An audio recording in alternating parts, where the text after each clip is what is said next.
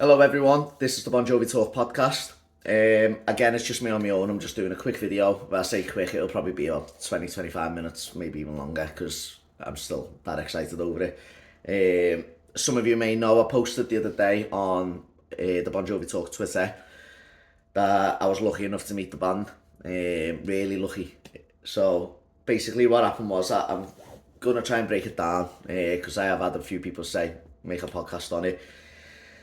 It was just the most unbelievable experience. I can't put it into words. Kind of 1 hour happened, two how surreal it was, and three how lucky I was because it shouldn't have happened. In all honesty, I'm going to start off by saying, there's people on Twitter, and I probably shouldn't really, kind of mention this in terms of it's almost irrelevant to me. I don't really care, but I'm just going to voice it because sometimes on Twitter people get the backs up over that as well. So basically there's people on Twitter going, oh, you've bashed the band, yeah, you shouldn't be there, did you say this to John's face, did you say that? I'm just going to start by saying, one, when John was in me, well, when I was in John's presence, I completely forgot about everything I'd ever said because I was in awe. I was like a fangirl in my head, obviously, or fanboy, fangirl.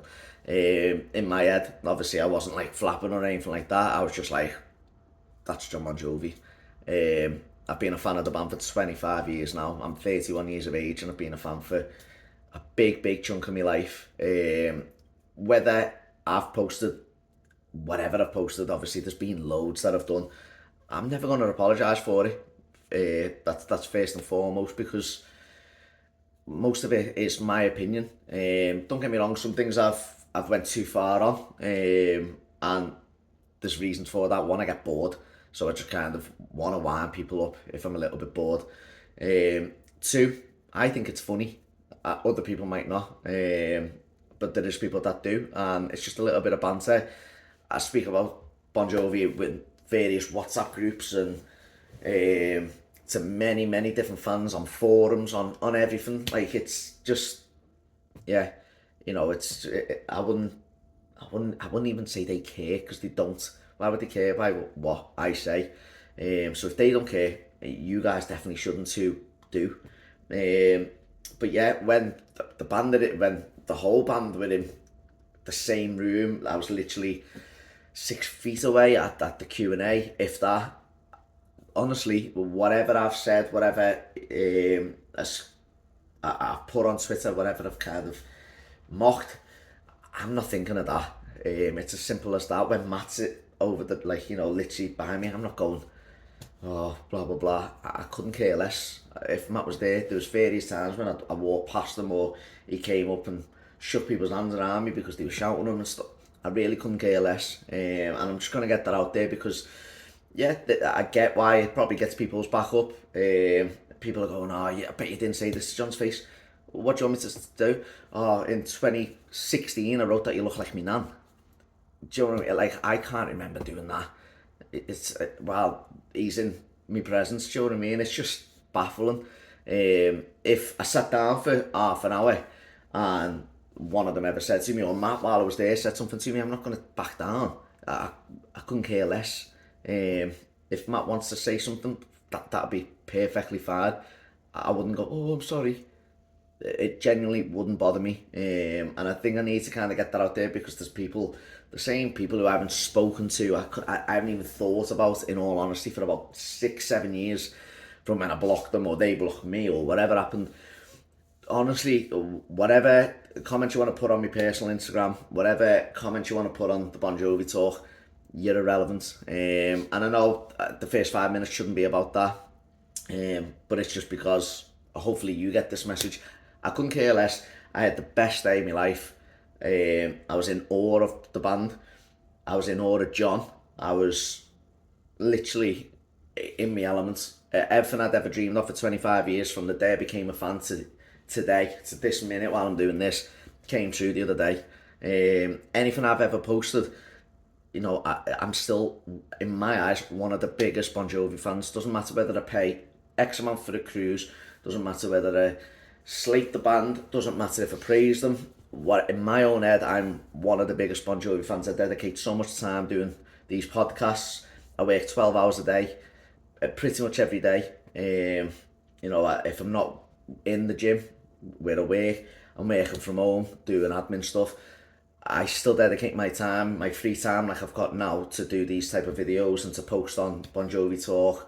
I don't get paid, I don't get anything free from the band. So yeah, that's kind of where I'm at with that. So as I said, if you want to carry on posting stuff on my Instagram post, if you want to carry on posting stuff on Bon Jovi Talk about how,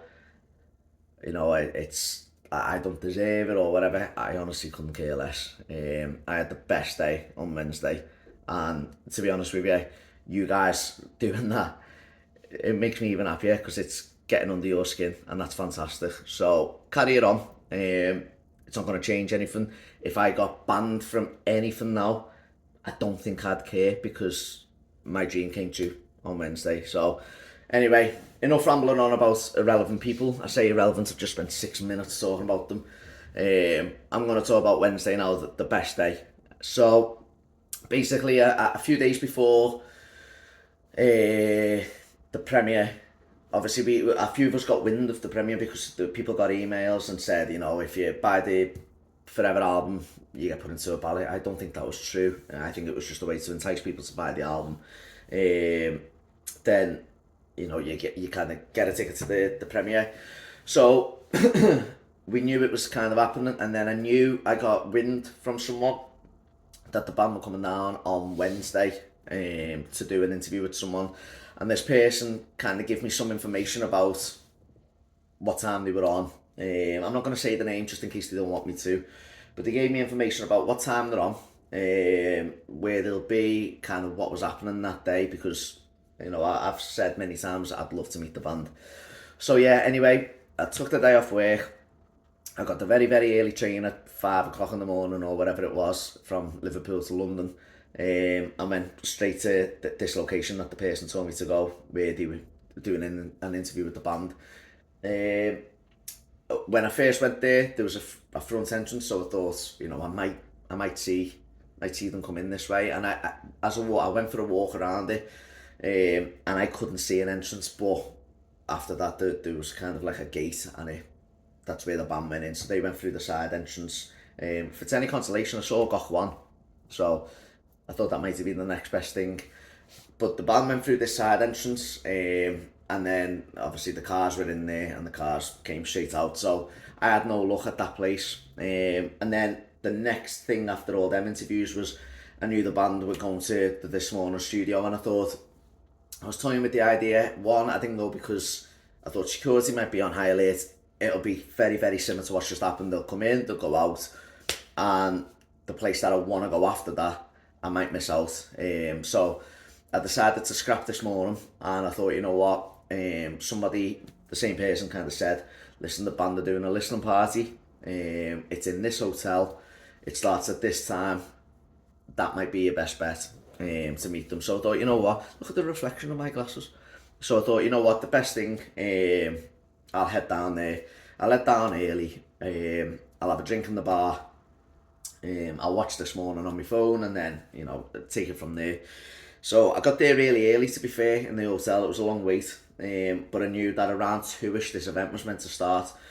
The band didn't come in at 2, but what was happening was people with like the little mini stage that the band were on, or were going to be on, was coming in, big speakers and stuff like that. So I knew it was happening, and then obviously more and more people were coming in and speaking to the staff behind the desk, saying, I'm here for this event. So I knew it was happening soon. And what was happening was, I was kind of on the ground level, and the bottom floor was where this event was taking place. And I thought to myself, you know what have I got to lose? I'll go down, kind of see what's happening. The toilets were downstairs anyway, so I had to go down at one point. And it was happening in a room, literally right by the toilets, to be fair. And I just chanced it, and I said, my name's such and such, I might be on the guest list. I knew I wasn't, but I thought, if I start a story, they looked and said, what's your name? So I gave it, and they were like, no, can't see anything, who are you with? And I just made this radio station up, and luckily they turned around and said, okay, come back in a couple of minutes, and I think they were either checking with someone or whatever, was like, yeah, no problem. Went back upstairs, and 5 minutes later, there come the band come in, security again, telling you, no photos, no sign, and nothing. So, band come in, they went through this different door, and I went downstairs and looked at the woman who had the guest list, and she just nodded her head as if, yeah, come on. Next minute, the doors open for this event. Straight in, front row, seat, literally, honestly, no more than 6 feet away from the band. I couldn't have been in a better place. Next minute, the person who was doing, who helped me out with it all, comes in and was like, how have you got in? I don't know. Anyway, she came and sat by, and we had a great chat. And next minute, the door shut. I was thinking to myself, I'm going to get kicked out here. I was certain I was. I was in probably this cap. I was in an Under Armour jacket. I looked like I was half dressed for work and half dressed to casual day out. And people were coming in really smartly dressed and stuff. I looked like I didn't belong there, and I didn't. But I don't care. I had to do it. Anyway, doors closed, band come in, and the event starts. Instantly, sound staff. Basically, in front of me was a big projector with the Forever logo on it, and John comes in, is just smiling, pointing at it, and goes, "That looks nice." And instantly, when he's in a good mood or not. I feel like I've been a fan that long that you kind of gauge when John's kind of either one on autopilot, or two in a bad mood, or three in the best mood ever. And luckily, Wednesday seemed to be his best mood possible. He was just smiling, he was laughing, he was making jokes. He genuinely, for the first time in a while in these type of events, sometimes he sits there and looks really bored. He looked like he wanted to be there, and it was nice to see, because I feel, I've said it on Twitter, I feel like these interviews recently have been the best for a long time. So yeah, the event starts, and basically John, the band are sat there, and John kind of says, we're going to play 4 or 5 songs. I think we got 5. One was legendary. So I got 4 new songs, and he was like, you're going to listen to them. I'm going to play them. I'm going to speak to you about them, and then after that, any questions you've got, feel free to ask them. So yeah, next minute he goes, right, here's the hit song. It's on the radio, blah blah blah. Legendary. So I was listening to Legendary, and yeah, everyone knows my thoughts on Legendary anyway. It's a catchy song. I found myself singing along to it after it type thing. It was stuck in my head. I haven't really listened to it since it come out. I think the first week, and then I maybe listened to it a handful of times since then. It's not a great amount for a Bon Jovi song, certainly the first single off a new album. But anyway, that played, and then next minute, we kind of spoke about it, and then he said, this next song, I think it's going to be, after You Give Love a Bad Name, Prayer was like the one that exploded for us. I think this song now is going to do the same, and I don't think it will. I don't even think it'll do anything, to be fair, if they bring it out. But to me, he was basically saying, we made it look easy, it's going to be the second single. That's how it was coming across. It's a decent song. It didn't really... I listened to it and I was like, it's nice to hear a new song, but it didn't really make me go, oh my god, I want to listen to that again. It wasn't bad. It wasn't great. Probably, if on first listen, bear in mind, these songs that I'm going to rate, I was just in awe of being there. So a lot of them are a blur. People are saying, in the Forever promo with the car, it's this song that I honestly, I couldn't tell you. Everything just blended into one in that day. It was just the maddest day. But yeah, anyway, we made it look easy. I think it was okay. It didn't really, as I said, didn't really do nothing for me. 6 out of 10 on first listen. Headphones in and album playing, listen to lyrics, stuff like that. Yeah, I might feel different about it. But they actually had the lyrics on the projector, which was nice. I certainly, when I buy an album, I love the song lyrics in it, so I sit there for the first time and read them. So yeah, after that, John kind of said, I know you think we're soft, I know you think, we don't do rock songs anymore, blah, blah, blah. I do listen, here's your rock song, and it was Living Proof. The first 5-10 seconds, maybe more, are, a very distinctive talk box, nice riff behind it, and so on and so forth. It's a very, very good song. It's not a Hey God rock song, it's not a Fear rock song, it's... I think I said on Twitter, it's This Is Love, This Is Life with a rockier edge, probably. So it's still probably still in that pop rock category, but it is rockier than anything on 2020, probably rockier than anything on This House Not For Sale. I know Devils in the Temple has that rocky riff, but I actually think this is probably more up to, well, it definitely is more up tempo than that. But it's a very, very good song, honestly, really is. And that's one song I can't wait to hear again. Then the next one was Kiss the Bride. A Story of Love Part 2 in my eyes. It's better than that. I think it's better than that. I've never been the biggest Story of Love fan. Kiss the Bride, the lyrics are very good. Really nice. Kind of what you'd expect, but really nice. You can tell there's a lot of thought behind it from John, and obviously it's for his daughter's wedding and so on. But it was really, really nice song, and he said that just before it played, I think it was just before it played, Ed Sheeran wishes he wrote this one. And you listen to it, and you know, at the time when I'm listening to it, I go, yeah, it sounds very much like that, like a Ed Sheeran type of love song.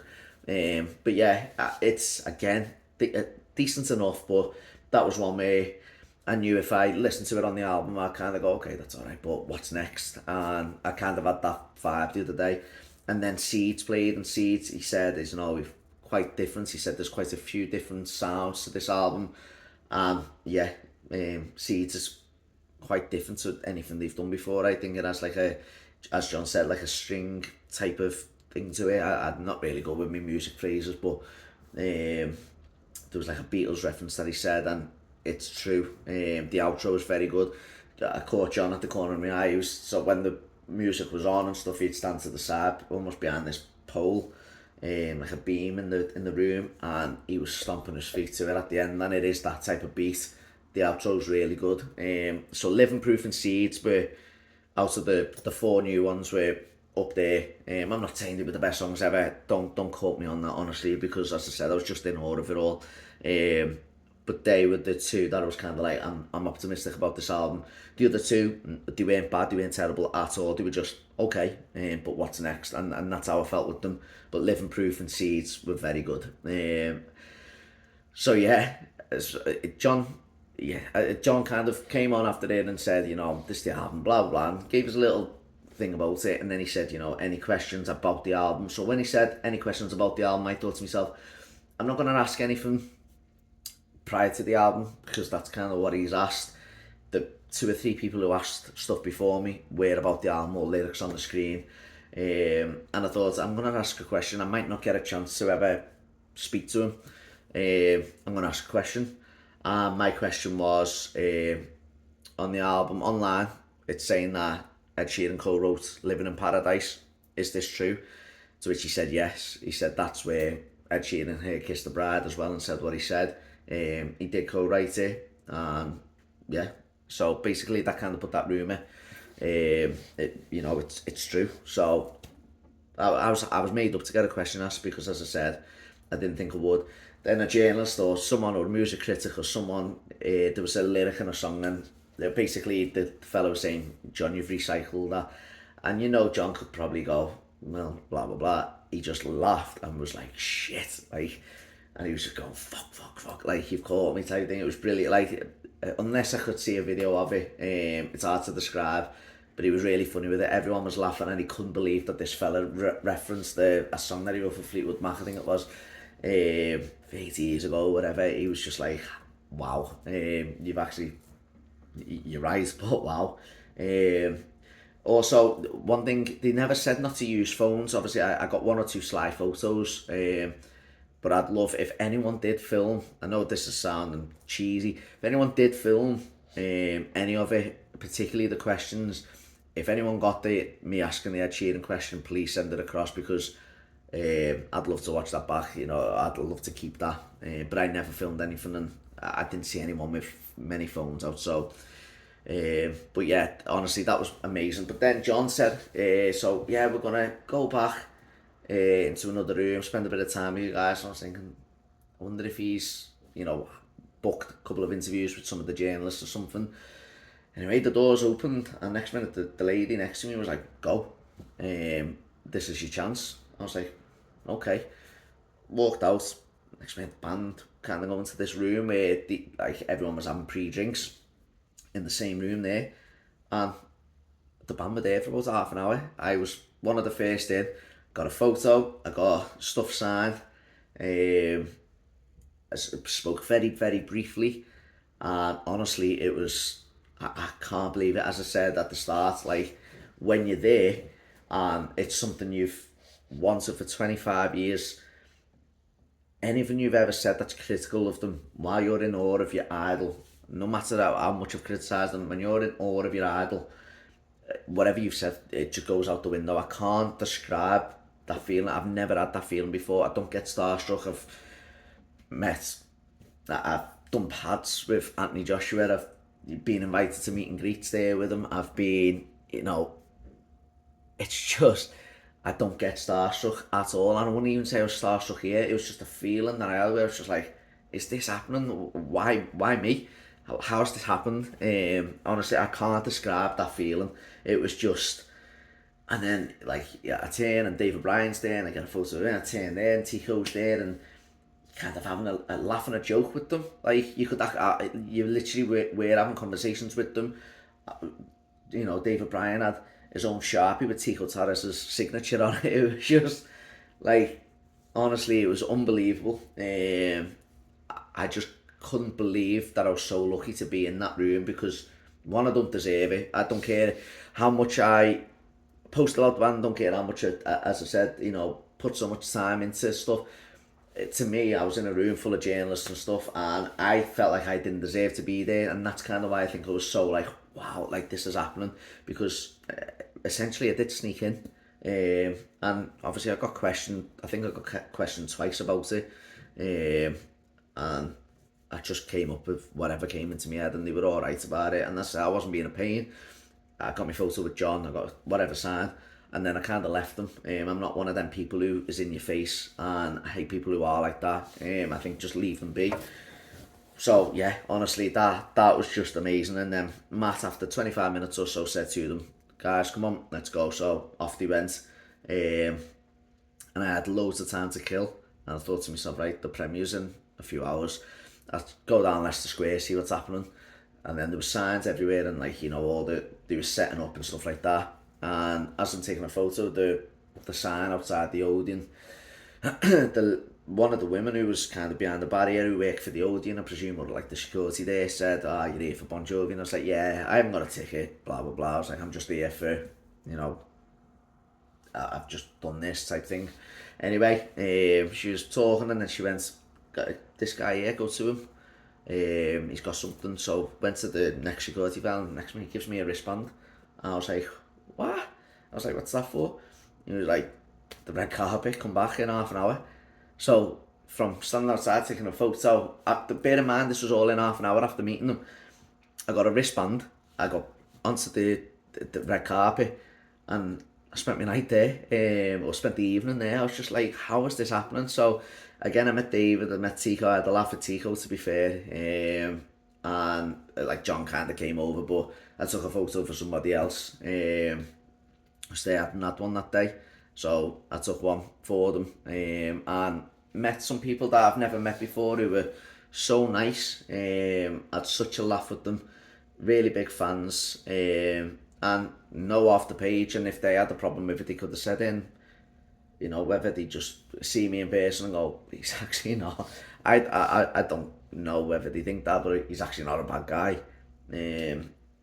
I don't know, I just had the best day ever, honestly. And as I said, I can't put into words, I can't describe it, that feeling that I had when kind of Matt took them out and took them wherever they went. That feeling where I was like, that's just happened. I've just been in a listening party, I've just heard songs that people haven't heard yet, I've just been in a party type thing with them, where there was drinks and food and stuff like that, in this little room. Honestly, the room was, it really wasn't a big room at all. I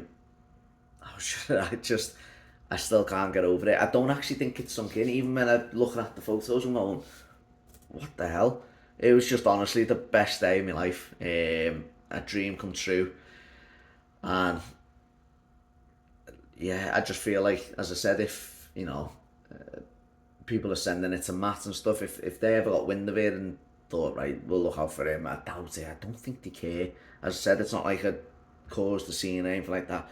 I'd never do that unless one of them said something to me, and then I'd obviously retaliate or, speak up for myself.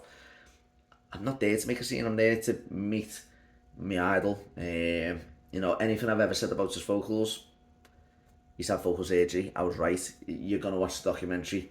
Whatever I've thought, you can't deny it anymore. About his vocals, I've always been, not always been right, but I've been honest, and John saw it for himself and had to get surgery. It's as simple as that. As I said, there's certain things that I've said that may have been over the top, or sometimes I've thought it's funny and other people don't, and that honestly is fine. I'm not there to please anyone. I just think it's quite funny. And if you don't, no problem. But yeah, honestly, it was just the best day. I can't describe it. I can't stop smiling. People in work go, "Oh my god, how the..." Everyone knows how big a Bon Jovi fan I am. I wouldn't get tattoos. I've got tattoos here. I've got a tattoo on big heart and dagger on my back. I've got another one that I want to get booked in. I've already spoke to someone. If I didn't want that on me, I wouldn't. I wouldn't be the person. It's just not. I'm just a massive fan of the band, and I'm honest, and it's simple as that. I always use the analogy: if Liverpool, they were awful last night, I'm gonna voice my opinion on that to other people. They were awful. I'm still a fan of Liverpool FC. Yes. If Liverpool FC got relegated next season, would I still be a fan? Yeah. No matter how crap they are, it's something that's in me. It's something I've grew up with. It's a passion. It's a hobby. Doing this really is. I love the band, and I'm not gonna stop. And honestly, yeah, I can't describe it. So yeah, basically, to wrap it up, it was something that I didn't expect to happen. I thought I might get a chance to meet them, but I wasn't counting on it. I just thought, you know what, if they were down the road for X amount of money, I'd pay it. So a train to London was half the price that I said to people, I'm gonna do it. And I went there, and look what happened. I had the best day ever, and nobody's gonna take that away from me. I don't care now. And you can send it to whoever you want. You can message me whatever you want. I don't care. That's more ammunition for me to just laugh, because it's just been unbelievable. I caught John genuinely on the best mood I've seen him in for a long time. I don't think any, he was doing videos for people. He was doing funny poses for people. He was genuinely how you want him to be, and when you see him in them good moods, that's exactly how he was. So I'm lucky that I got him in that way, because if he was in a bad mood or whatever, it might put a downer on the day, and I'm sure it would have. And I know people have had him when he's like that, and he when he can't be bothered, but he was more than up for this. As I said, he was laughing and joking, doing funny videos, doing funny photos, and yeah, it was the best day. I keep saying that, sorry, but it was, and as I said, I can't stop smiling. So that memory's going to live with me forever. And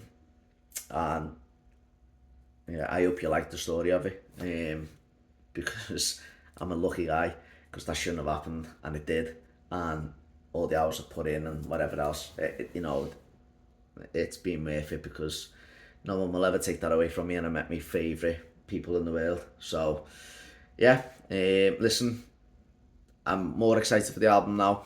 I'm excited for the documentary, and yeah, all we can do is just look forward to next week when the documentary's out, and we all watch it together and all voice our opinion on it and stuff like that.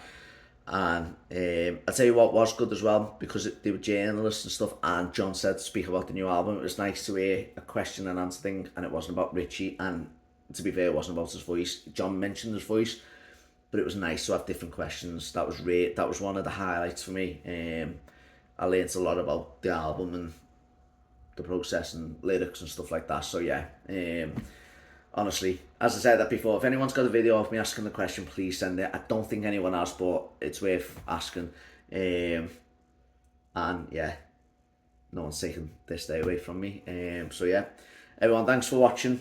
As always, like and subscribe. Follow me on Bon Jovi Talk on Twitter. And I hope I haven't bored you all too much, but I'm going to say it one more time. The best day of my life. Thanks everyone. Ta-da.